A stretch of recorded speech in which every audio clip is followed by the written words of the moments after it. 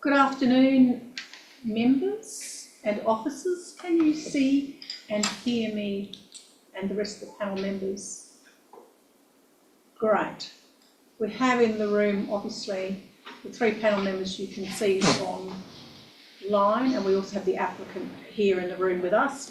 We will get to the applicant shortly in the meeting. So I will officially open today's meeting at 2:02 p.m. and I would like to acknowledge that we are hosting this meeting on the traditional land of the Whadjuk people of the Noongar Nation. We acknowledge the Aboriginal people as the traditional custodians of Western Australia, pay respects to elders past and present, and the ongoing connection between people, land, waters and community. Today's meeting will be run in accordance with the MIDAP Standing Orders 2024 under the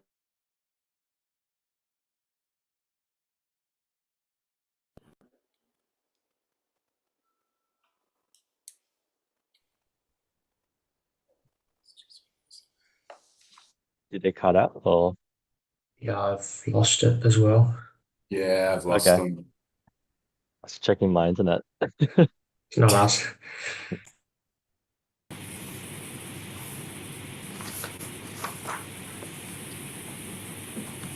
So Francesca should be back online now. Nope, it's just not done. Alright, just give me a minute.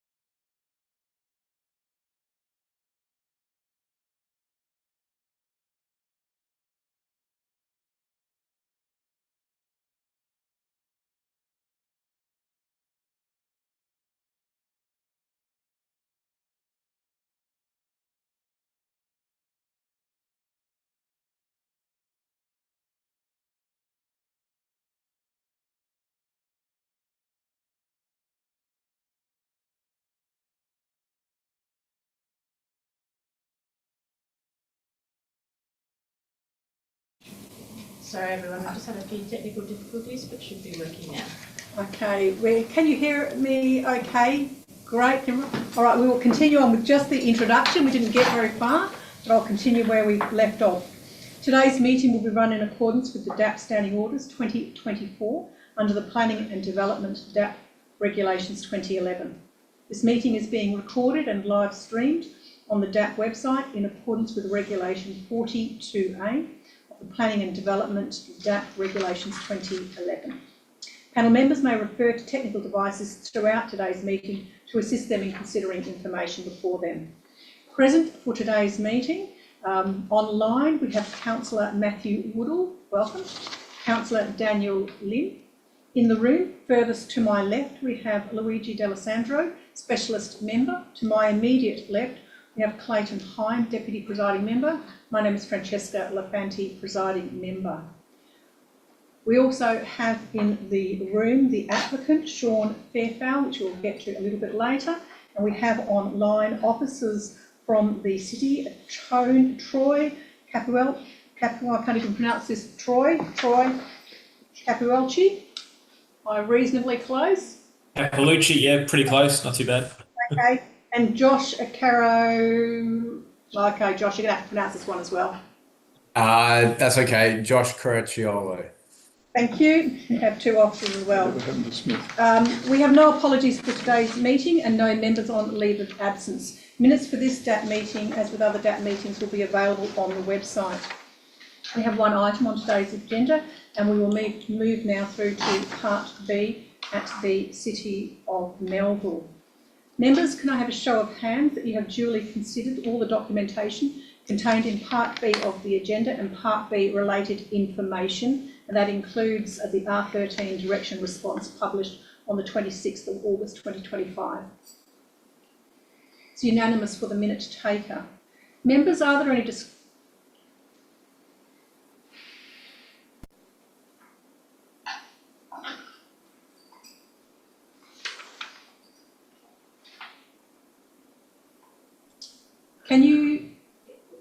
Can you see and hear us again? We've dropped out for a little bit.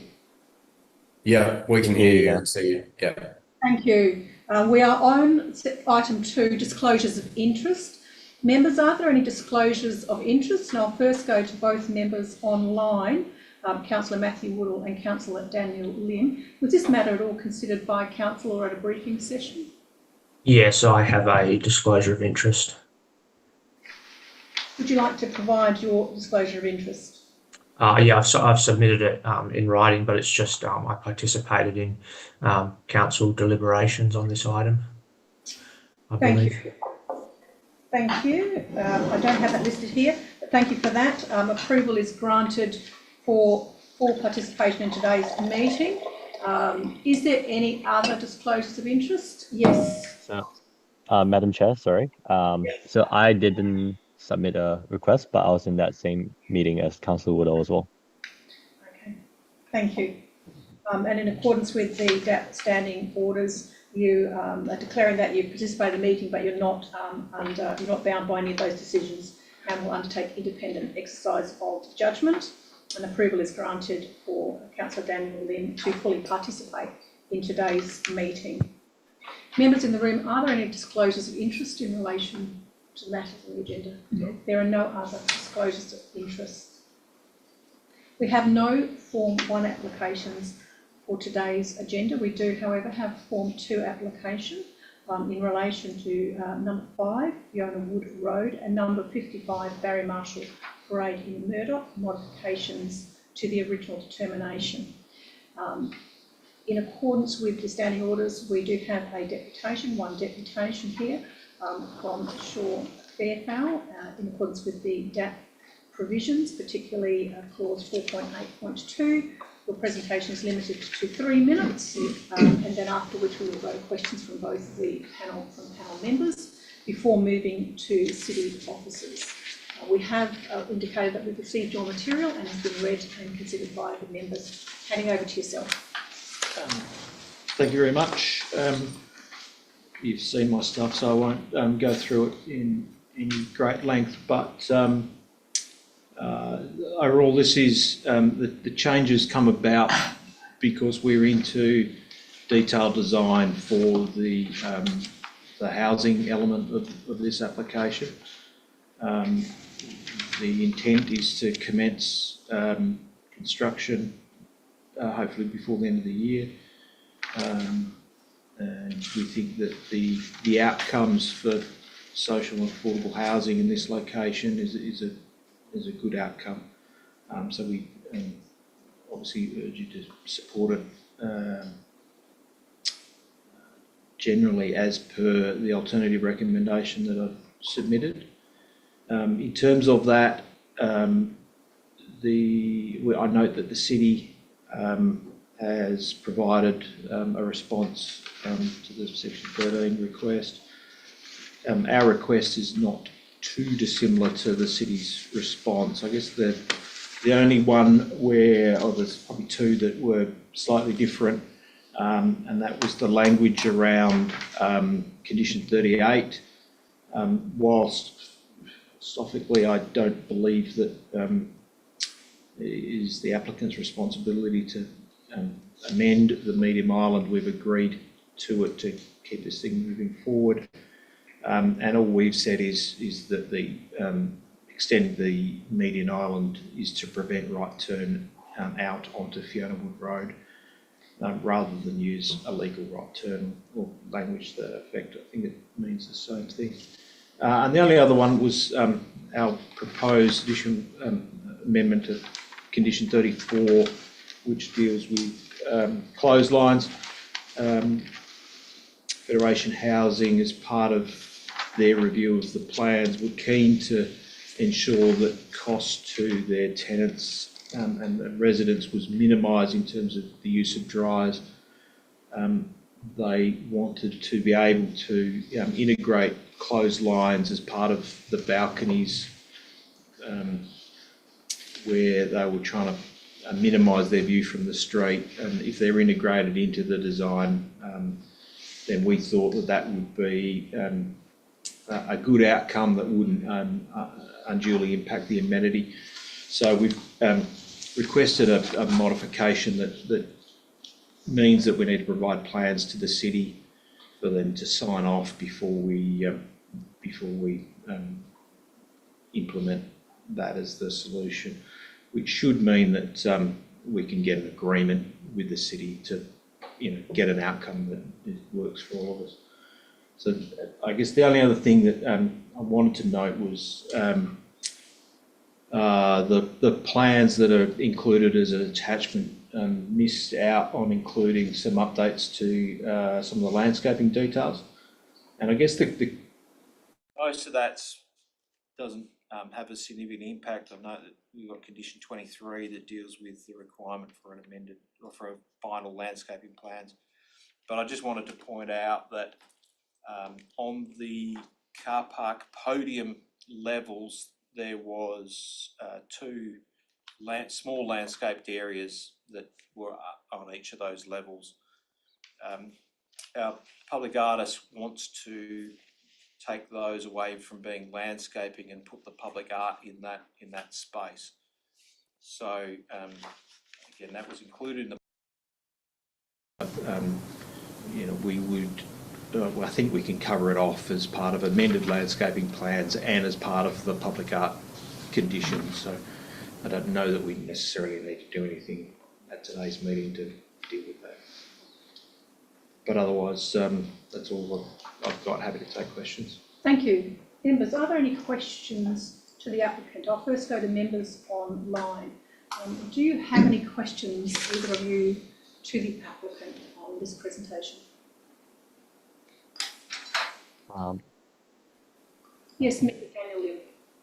Thank you, Madam Chair. I do understand there's some change to the 5-star rating, the green rating. Could you speak around what are some of the sort of significant costs associated with that? Thank you. Yeah, look, the residential components needs to comply with the NCC conditions in terms of sustainability outcomes and the construction elements that are required to achieve that.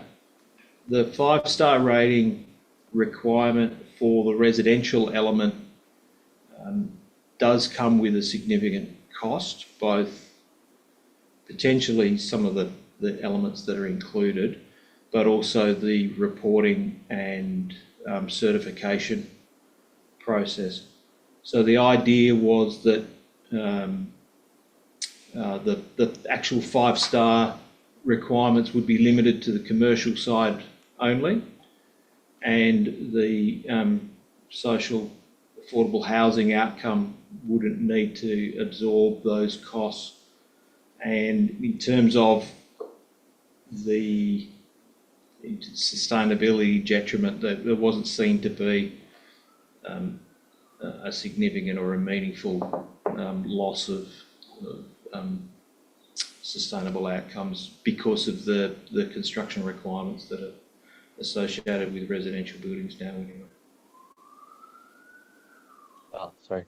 Could I have a follow-up, please, Madam Chair? Yes, you can. Thank you. So if I can gather this correctly, so the 5-star will still occur in the commercial aspect of it, and then just for the social housing aspect of it, it's just regarding the whole certification process and reporting. That's the significant cost, not any major, I guess, like changes in structural elements. Is that correct? Yeah, as I understand it, we're still looking at the main elements that a sustainability report would require and a 5-star would require. Most of those things are included as part of the construction anyway. So it was just splitting the cost away from the housing to the commercial development on lot 120. Thank you. Thank you. Are there any other questions from panel members? Yes, Mr. Member Clayton Hine. Sean, just taking you to condition 34, excuse my voice today. Will there be strata bylaws for this residential development? And if so, will there be a bylaw there about clothing or washing on the balcony? I don't think this thing will get strutted. No? Okay. No, it's provided by a housing provider, and they control and manage the whole thing. So will they have rules around? I'm assuming they will, yes. So could your condition be counter to a rule like that? Well, no, I wouldn't have thought so. If they have a rule that relates to clotheslines, I would assume it would relate to portable structures that people can move in and out and place right at the front of their balcony, so they're easily visible. The intent with this is that they are integrated into the building and constructed as part of the construction, so they're ready to go and in the back. So that's where I'm leading with this. Is it better off having something which is designed in rather than allowing any resident to do what they want to do? Yeah, well, that's the intent of why we're asking for this amendment, is that it takes the temptation out. There's a residential building adjacent to my office, and I counted 6 clothes horses that were sitting out the front today. That's pretty cool. Then going to new condition 38, if there is no, as you suggested, there's no nexus for this, well, the residential part of the development to increasing the median, I think I know your answer, but why is there a nexus if we go to the commercial component? Well, my view is that there probably isn't. No. But for the cost of it, we decided we'd just wear it. Okay. Thank you. Are there any further questions to the applicant? I've got one to Chair. Yes. Have you seen the response from the council, from the City of Melville, on your suggested changes to the conditions? Yeah, I have done. For the most part, they agree with what we'd said. 34 was a condition that I put to them originally, and after getting their response back before they provided theirs, I updated the draft alternative condition 34 in my deputation. So there is a difference between what they've said isn't acceptable and what I've subsequently come back to the panel for. Okay, thank you.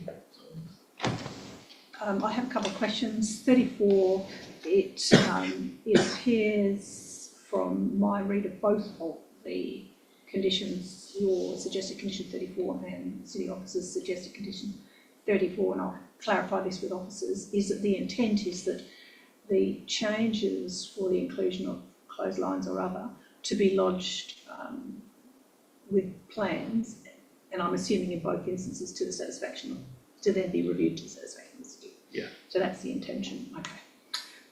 Which is, to clarify, that was different from what we originally took to council. So council had come back and said, no, we're a bit uncertain about this.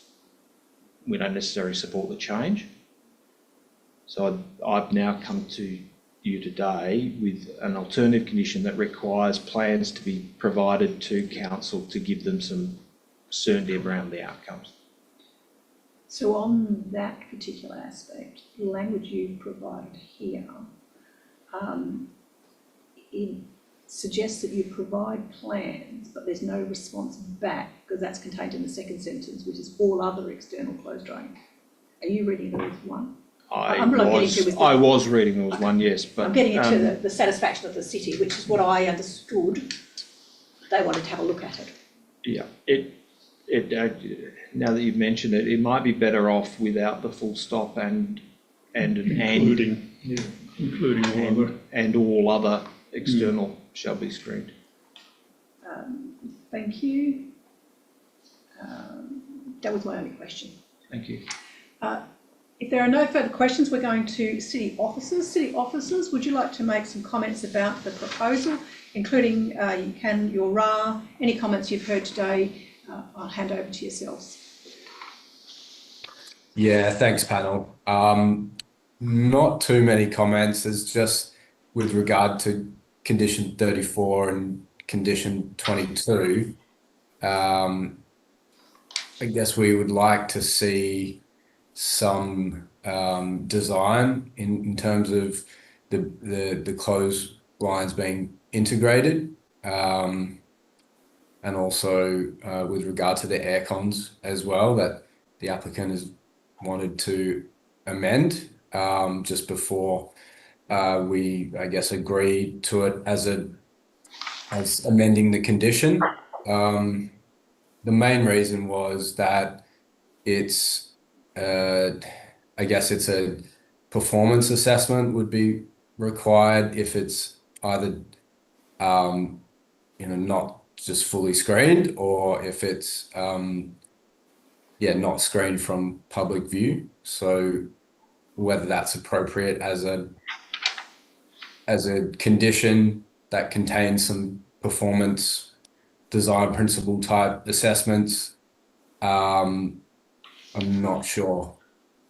But overall, the development, the amendments are, I think, considered supportable, the amended plans. It's just those two conditions where we'd like to see some kind of design aspect before amending the conditions. Thank you. Panel members, are there any questions to city officers? I'll go first to panel members online. Do either of you have questions to city officers? Yes, Councillor Daniel Lim. Thank you, Madam Chair. So I did also note that there's sort of like the 9-meter wall, high wall on the boundary. So like, has there been any I guess, like, what's the latest development on that? Can you tell me from the applicant?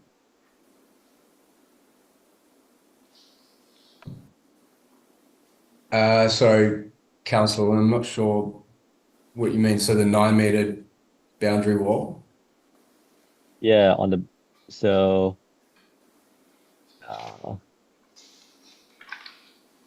I wrote down a note, but that's okay. I think it was, I can't remember which road it was, but it was effectively just a very high wall very close to the boundary that could affect the communal outdoor area adjoining the residential development. Yeah, okay, Councilman, thanks for the question. We're just going to have a look at the plans now. Oh, I know.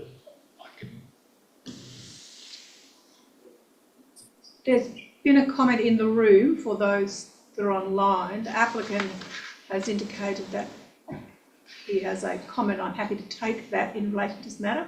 Would you like to speak to that? I think, Councillor, that the wall you're talking about is the the significant development application that is separate from this process for the car park only on lot 120. Oh, okay. Yeah, Okay. Yeah, that's right, Councillor. I think that was part of the SDU application for the car park site, which is on lot 120, which was going to abut. Was it on lot 121? There was a 9-meter wall as part of that application. Yeah. Okay, sorry. Thank you for that. Thanks for the clarification. So for the panel's benefit, there is a separate application that's currently being assessed by using the development assessment unit. Yeah. Thank you. Any further questions, members online? If not, we'll move to members in the room. Do you have any questions? Yes, Clayton Hine, Member Clayton Hine.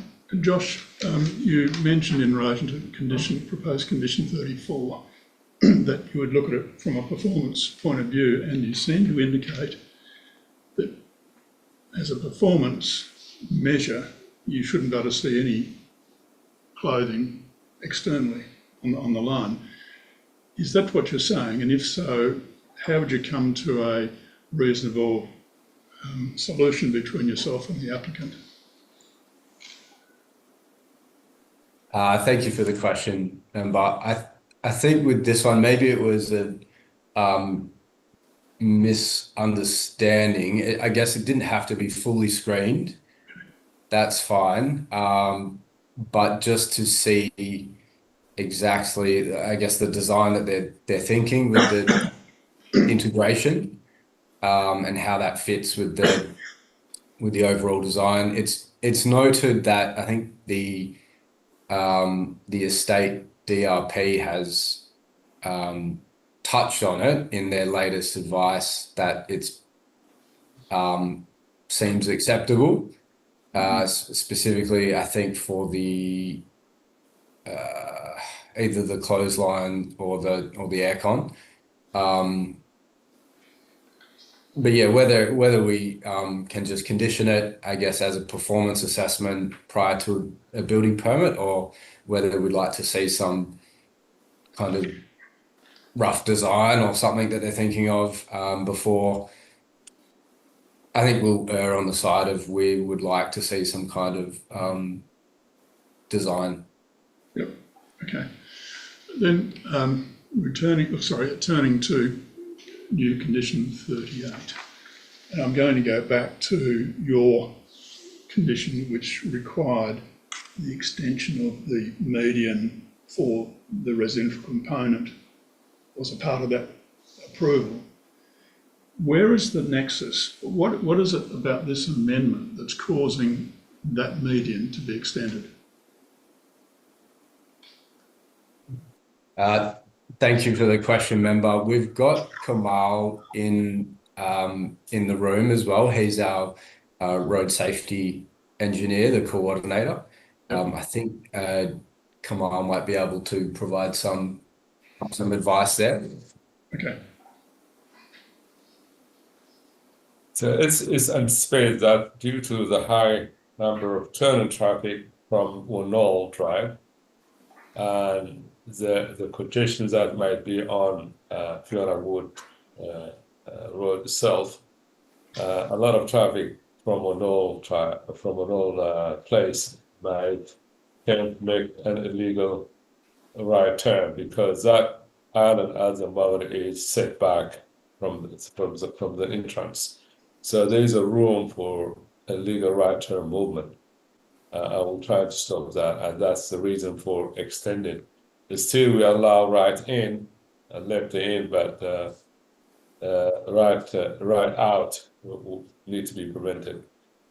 But this amendment is in fact taking one floor of residential off. So we're only talking about the amendment and the impact this amendment would have. So what is the impact this amendment's having to the need for that? I think there's a question. Could you? Okay. With a Form 2 application, our job is to deal with only the amendment, only what's requested in terms of the amendment. So any new conditions can only relate to any changes as a result of the amendment application. What's happening with the amendment application that's causing the need for this median extension? Why is there, I guess, a change in the condition? Why is there a need now to change the condition? What was previously wide, now this time around, why is there need to change that condition? What condition we change? The median island one to the median island, is it that condition? New condition. It's a new condition. New condition, yeah. It wasn't. According as far as my understanding, so as far as that the extension of the median island is still there. That condition is still valid. So there's no any condition to remove it. Okay. Thanks anyway. Any further questions from panel members. Yes, I've got a couple. Yes, Madam over to. Just so that I'm clear, condition 22, your response to condition 22 in green, you talk about consolidated air conditioning plant, where my understanding is we're talking about individual air conditioning plant on the balconies. Is that correct, or have I got it wrong? So your green highlighted says widespread consolidated air conditioning plant. So that presumably is something on a roof somewhere, has to be screened. You've taken out the red, which says individual air conditioning units. So can the individual air conditioning units be placed on the balcony if appropriately screened and dealt with? That's your response to 22. Yeah, thank you for the question, member. So with that one, the applicant has suggested that highlighted underlined green part for the consolidation, and we've agreed with that amendment. And then with the red, we disagreed with what the applicant has put forward there for the individual units. So that I'm clear, does that mean you cannot put an individual air conditioner on the balcony? In terms of the amended condition, it would be going from basically screened to integrated into the balcony design. Okay.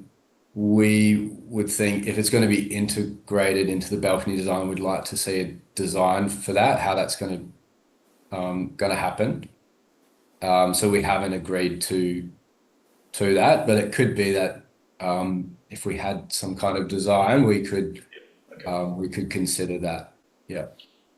Just before you move off on that question, I think we seem to be. I've got a sort of follow up. Can I get clarity between both city officers and applicant? What I thought I heard from applicant is that individual elements, which I took as being air conditioning and clothes, were being designed as part of the build and not something that tenants can put in after. Is that the case, or are we allowed, or is the expectation, that tenants can add features, and we're talking specifically about air conditioning and clothes, individually? The intent is that air conditioning units will be designed and integrated into the balconies. Thank you. So does that clarify what officers have got concerns about? What the applicants just said is that air conditioning, and earlier was said today that the clothes drying element, that they would be integrated in the balcony as part of the build. Is that correct? Yes. So the residential yes, component, yes. the commercial obviously have the consolidated air conditioning. Sorry, yeah. Does that clarify for officers the concerns? Because the language in the conditions are quite similar but different. Yeah. Different. But is that what you're both essentially saying, the same thing but in a slightly different way? Yeah. Yeah, so is the intent, I guess, there's condition 22 and 34 seem to cover sort of the similar sort of, is the intent to have one of those conditions, not both? No. And maybe Sean might be able to sort of clarify. I think it's more about our understanding that if it's properly designed and integrated into the balcony, you can have an air conditioner and a clothes drying facility designed and agreed to by the city on the balcony. Yeah, that would be consistent with the framework under the structure plan, which talks about those, and then there's a design and there's certain development controls, and this would be like a design objective where you can achieve that design objective through this design. That's if provide the designs to the city's satisfaction. Okay. So, sorry, just as a follow-up, does condition 22 need some additional wording after wired services to say wired services, individual air conditioners and consolidated air conditioning plant? So the intent from our point of view, and I got a bit cheeky, I admit, was that we would integrate individual air conditioning units into the design, we didn't necessarily want to screen those individual air conditioning plant because we were tucking them in the sort of the back half of the balconies, and as the condition read, it required all the things to be screened, which was going to cause us some problem. So I'm happy to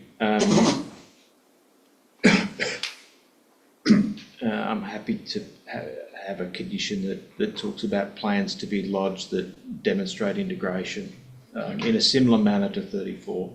I thought I might be able to get away with one. Obviously not. Any further questions? I have a couple of questions. I'm not going to talk about the earlier two. I've got a couple of questions about condition 38, and it's a bit of a long way of getting to it. The first one, I suppose, is the language that the applicants used in here is to extend the median island on Fiona Wood Road to prevent right turn out. And I note that the language that the officers have used have talked about to prevent illegal right turn from Woodall. What actually we're saying is the difference between the applicant's language and the city's language in relation to condition 38. It appears to me, in reading both of them, the intention is to prevent right turn out. The main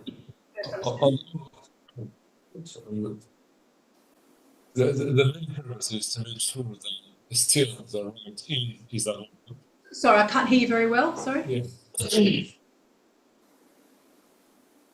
The main reason we change this condition is to make sure the purpose of the extension.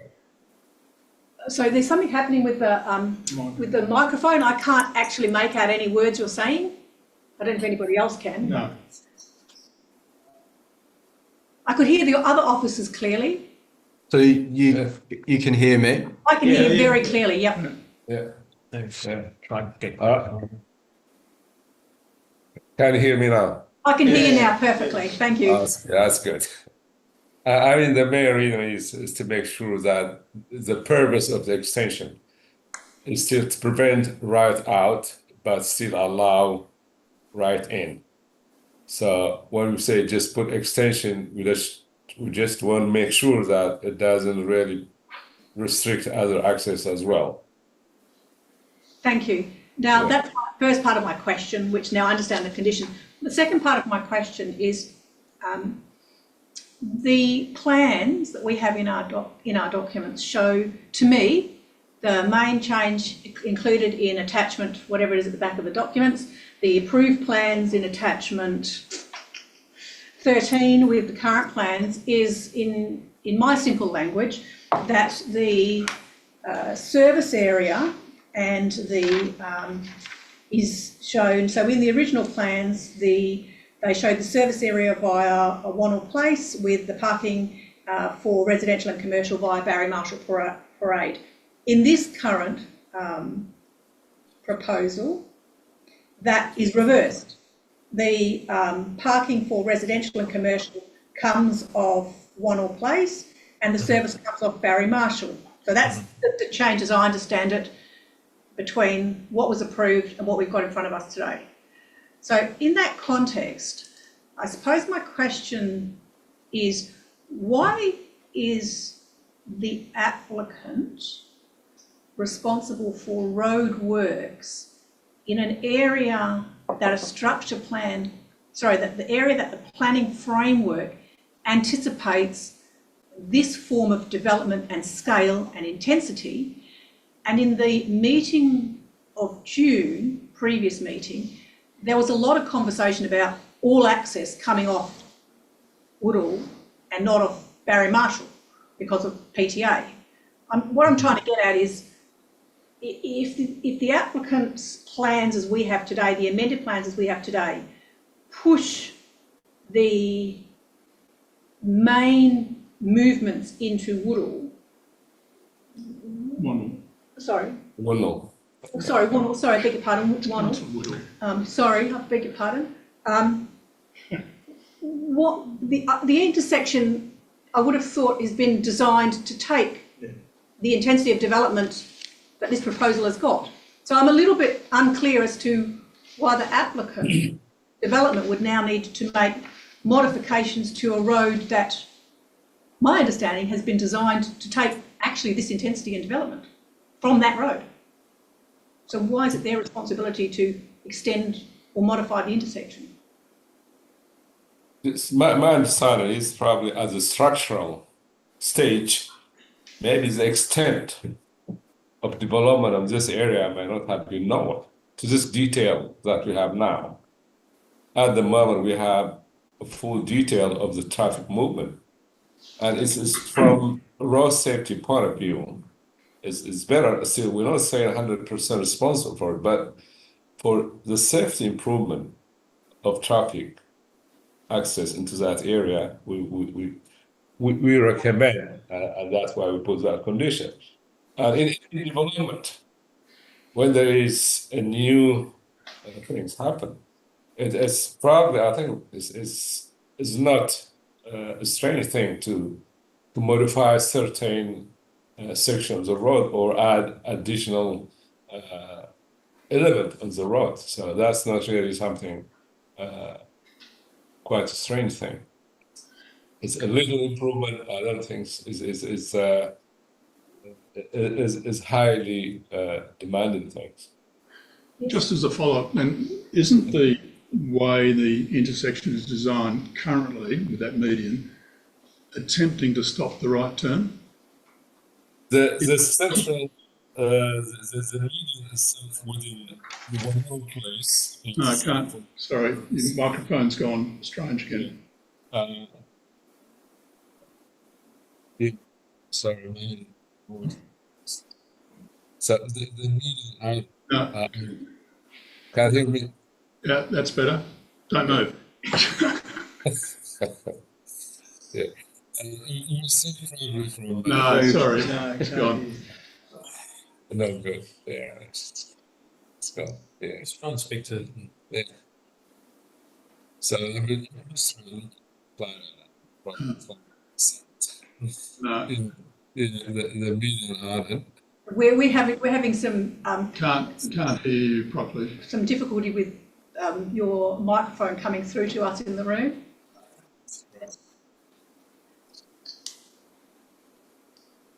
Can you? You're flickering in and out. Speak again. Are you able to hear me? I can hear you now. Yes. Yeah. Yeah. Now, yes. Okay. Sorry about that. Yeah. Do you want to try again, Kamal? I'll try and. Yeah. There was. If you just, Okay, we're going to try again with Kamal, if that's okay. yes. Yeah. Thank you. Yeah.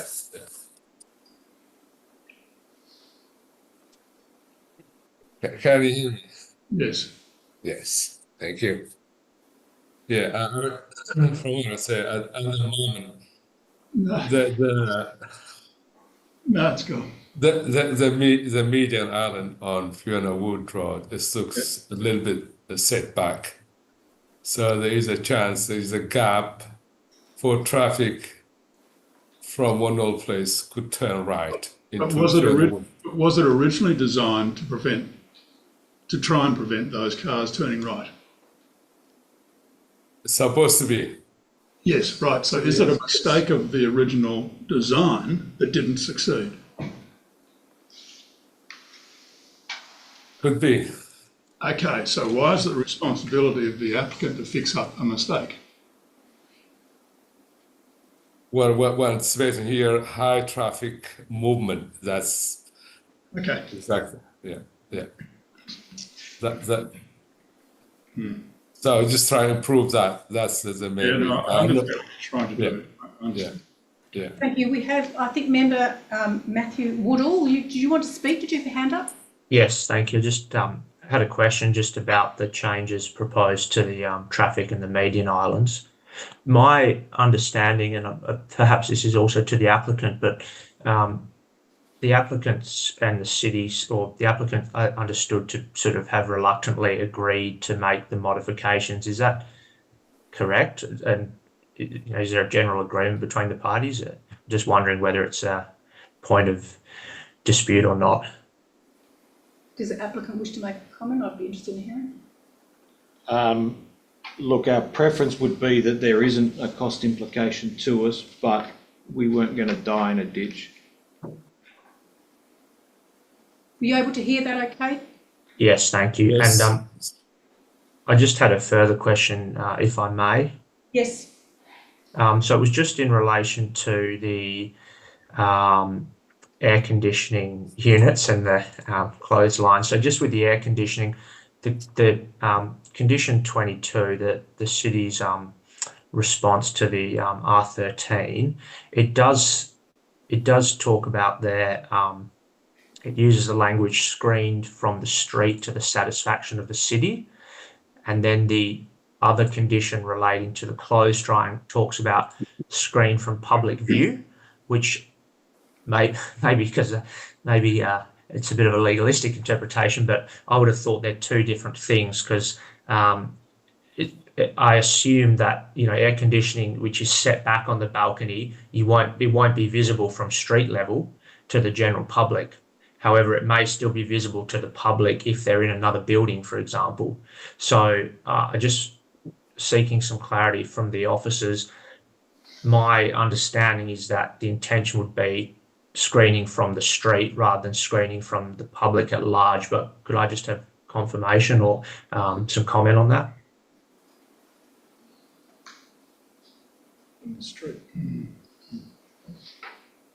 Yeah, thank you, Councillor Woodall, for the question. The main intent we're trying to achieve here is that I guess they are, you know, screened from public view. That's that's the development controls within the planning framework. Whereas if they're going to be integrated into the design, that may not achieve the planning control for that, and would require a design objective as they're proposing to integrate it into the design rather than just screen it completely from public view. Member, do you have any further questions, follow-up questions? Yeah, I guess I'm just still a bit unclear as to the difference in language. I would assume both conditions would refer then to screening from the public. I think if they use different wording, it creates a bit of ambiguity as to potentially different levels of screening, whereas I believe the structure plan probably uses consistent language. I guess that was my concern. Thank you. Yeah, sorry about that, Councillor Woodall. So yeah, the design objective in the planning framework seeks to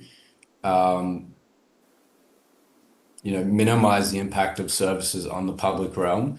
The development control, if you like, the kind of deemed to comply type criteria, seeks to have the clotheslines and the air conditioning units screened from view. So there is a little bit of a difference in the terminology from, I guess, the design principle or performance assessment to the development control or the deemed to comply requirement.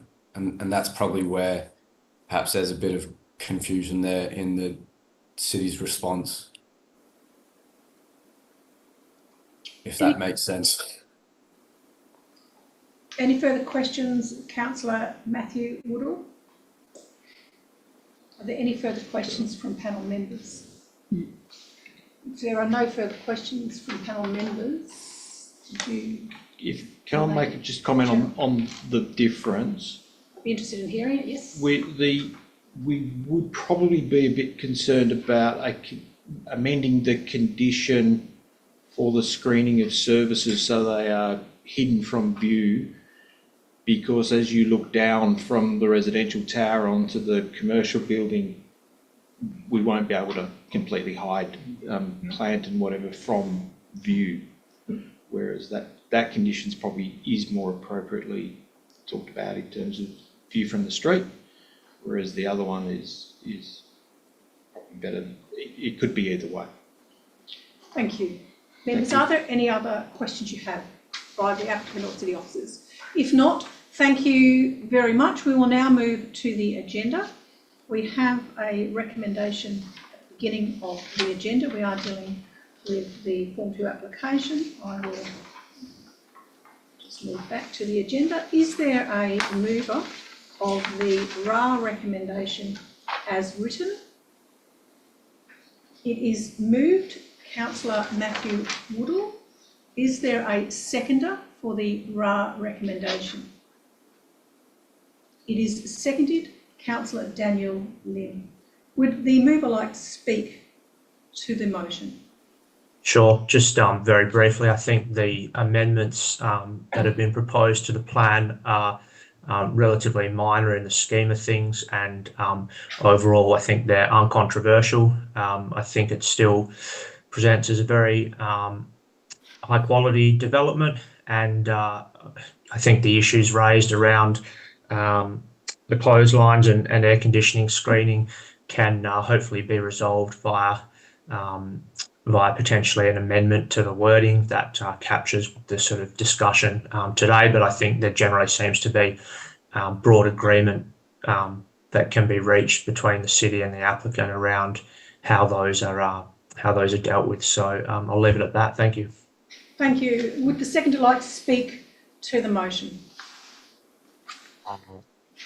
Yeah, probably just reiterating what Councillor Woodall was saying as well.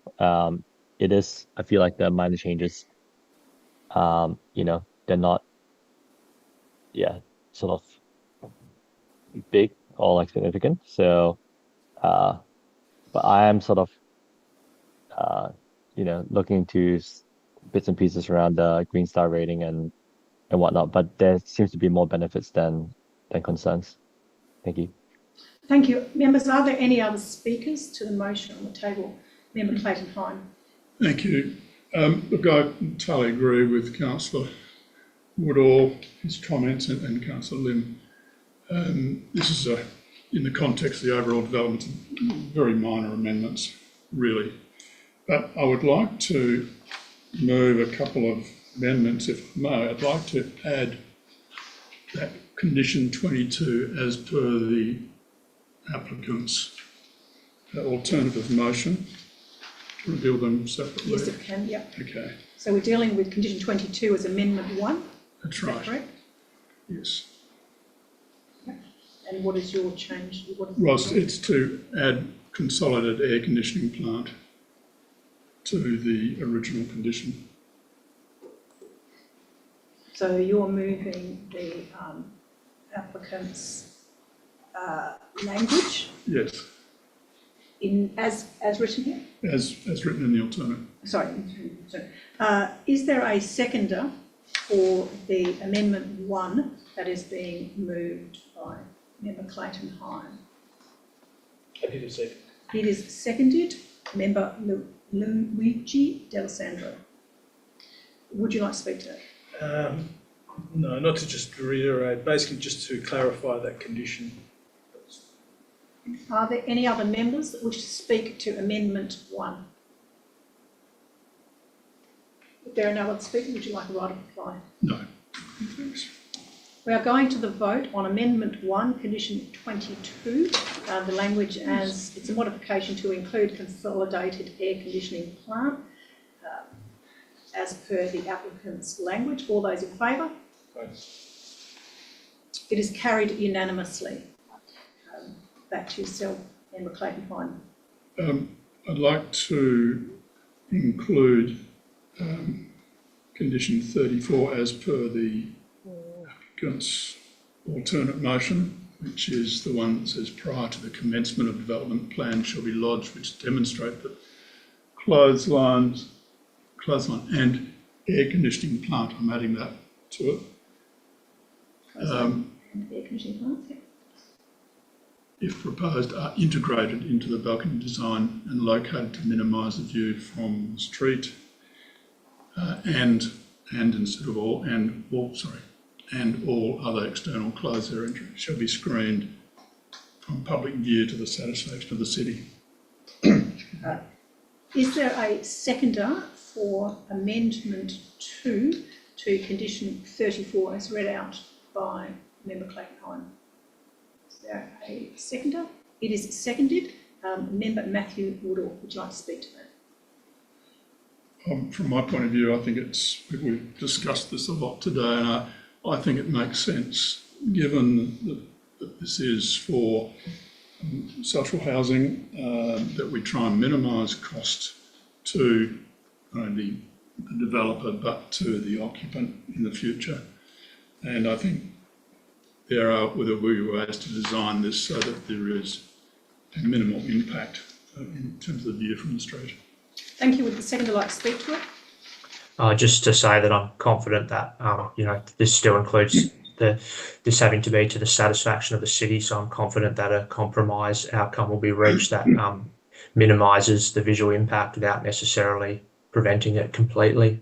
Noting Member Hyam's comments around the social housing aspect. Any other speakers? I will speak to this condition. I am supportive of this amendment change. I would concur that it is a sensible solution, and I'm also of the view that the proposal balances both design and amenity outcomes with considerations of social housing costs, and I don't think there's one necessarily outweighing the other, but there's a good balance. Those are my comments. Any other comments? If not, would you like a right reply? We are going to the vote on the amendment 2 to condition 34. All those in favour? It is carried unanimously for the minute taker. Back to you, sir. And my final amendment is in relation to proposed condition 38 to have that deleted. Okay, we are going to amendment 3, and that is that new condition 38 be deleted. Is there a seconder for new condition for that amendment? It is seconded. Member Luigi D'Alessandro. Would the mover like to speak to that? Madam Chair, in my view, there is no nexus between what is being required here and the amendment. There's a principle here that even though the applicant said, well, if we're forced into it, we're prepared to do it at the commercial development stage, I don't think that's appropriate. I think we need to apply the principles properly here. It's unfortunate that design was probably a bad design in the first place and didn't undertake the job it was meant to do. I don't think it's the responsibility of the applicant to now try and fix that up. Thank you. Would the seconder like to speak to Amendment 3? Yes, I agree with Clayton on this. I don't see it's the applicant's responsibility to improve a right-hand turn. I mean, there's currently a right-hand turn restriction there. If, for whatever reason, the local authority feel that it is better to make it clearer, well, then it's their responsibility. I don't see that it's the applicant's responsibility. Are there any other speakers on Amendment 3 to delete condition? Yes, we're moving to Member Matthew Woodall. Thank you. I acknowledge what Member Hyam has said around the nexus, and I do to some extent agree that it's difficult to justify it, given this is just amendments to the plans rather than the initial application. But nevertheless, I'd prefer to see it stay in, noting that the applicant very begrudgingly has said they will pay for the modifications if required. So I'd prefer to see that cost borne by the applicant rather than the city, and I'll leave it at that. Thank you. Thank you. Are there any other speakers on Amendment 3? I will speak to Amendment 3. I am supportive of deleting it. I've already made some comments earlier on today in relation to the functioning of the road network and the broader area in terms of the planning framework, which envisaged the sort of intensity of development, the mix of uses, scale of development, as well as encouraging the development to principally use Wonnall Place as its access point without with minimal access through Barry Marshall Parade. From my perspective, this proposal does in fact align with those provisions and as already indicated, that this the accessibility in around that area, the main framework for the road network has been set as part of this development, and it's envisaged additional development to occur in that general area as well. So I don't see this as being applicant's sole responsibility for this matter. Those are my comments. If there are no other comments, I move back to the mover for right of reply and close of debate. We are going to the vote on Amendment 2, which is to delete new condition 38. All those in favour? Against? It is carried 3-2. I move back to yourself, Mr. Fine. Would you like to continue speaking? Just to say that I'm more than happy to support the amendments to what is an impressive looking development. Thank you. Thank you. And any other speakers on the substantive motion? I'd like to speak. Basically, Yes. I'll be supporting the amendments with the appropriate conditions as amended, and it is an excellent development, and we all look forward to it being constructed towards the end of the year. Thank you. Thank you. I have similar comments to make. It's good to see that the development is continuing to be refined and moving towards full construction. It's a very much needed development in this area, and it will have substantial overall benefits for the implementation of the framework for this area. I'm also satisfied that the changes, particularly around the accessible points, and some of the discussion on the previous application was about impacts of PTA through Barry Marshall Parade, and that's been addressed as part of this design. It's also unusual that we get proposals to decrease the height, and so from that perspective, the scale of the development causes no issues in relation to its location, and I am supportive of the proposal. If there are no other comments, we move to the mover, which is Matthew Woodall. Would you like closing remarks? Happy to go to the vote. Thank you. We are going to the vote inclusive of the amendments carried. All those in favour? Is carried unanimously for the minute taker. We move back to the agenda. Part C includes various SAT applications listed here. I won't speak to any of those, and accordingly I close today's meeting at 3:04 p.m. Thank you everyone for your participation. Thank you. Thank you. Thank you. See ya.